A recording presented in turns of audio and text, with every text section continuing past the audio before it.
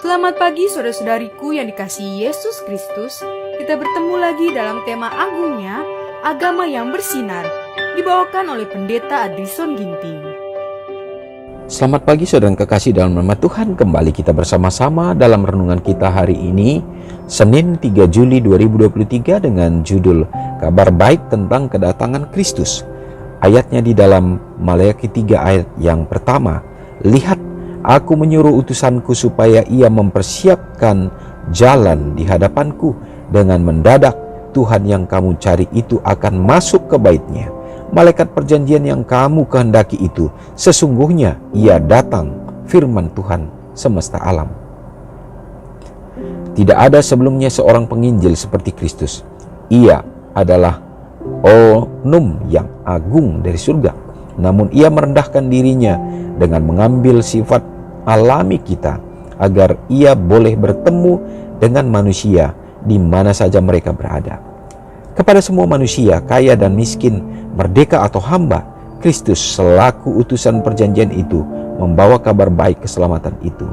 Ia pergi dari satu kota ke kota lainnya, dari satu kampung ke kampung lainnya, mengkhotbahkan Injil itu dan menyembuhkan orang sakit. Raja kemuliaan itu mengenakan pakaian kemanusiaan yang sederhana. Ia selalu sabar dan riang, dan orang yang menderita memuja dia sebagai seorang utusan kehidupan dan kedamaian.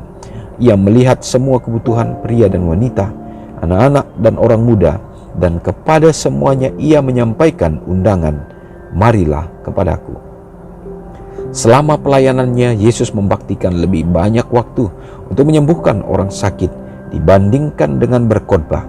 Mujizat-mujizatnya menyaksikan tentang kebenaran perkataannya bahwa ia datang bukan untuk membinasakan, tetapi untuk menyelamatkan. Kemana saja ia pergi, kabar baik tentang rahmatnya mendahului dia.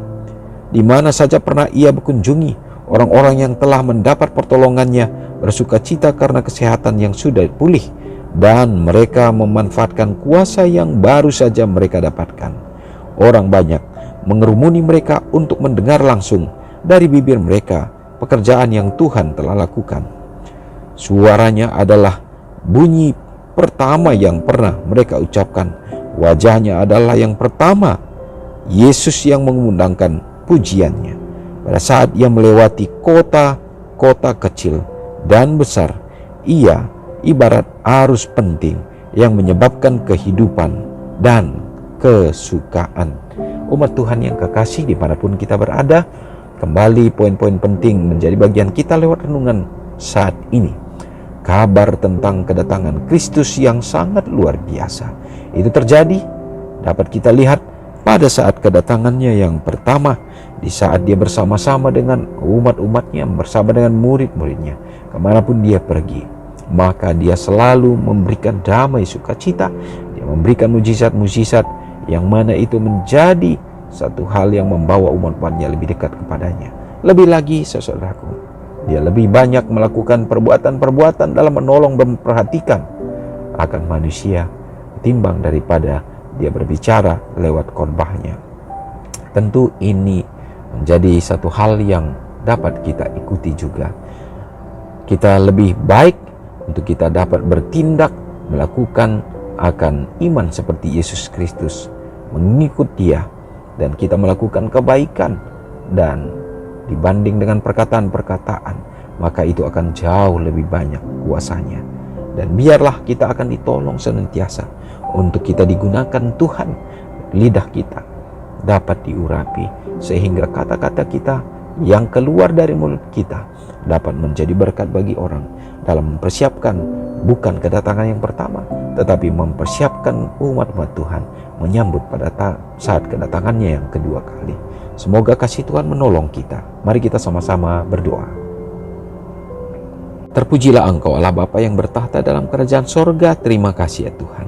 Hari ini kembali kami diberikan kesempatan dalam kehidupan yang Engkau percayakan untuk menjadi satu berkat bagi kami. Kami memiliki waktu untuk dapat mendekatkan diri lebih baik, lebih dekat lagi kepada Tuhan.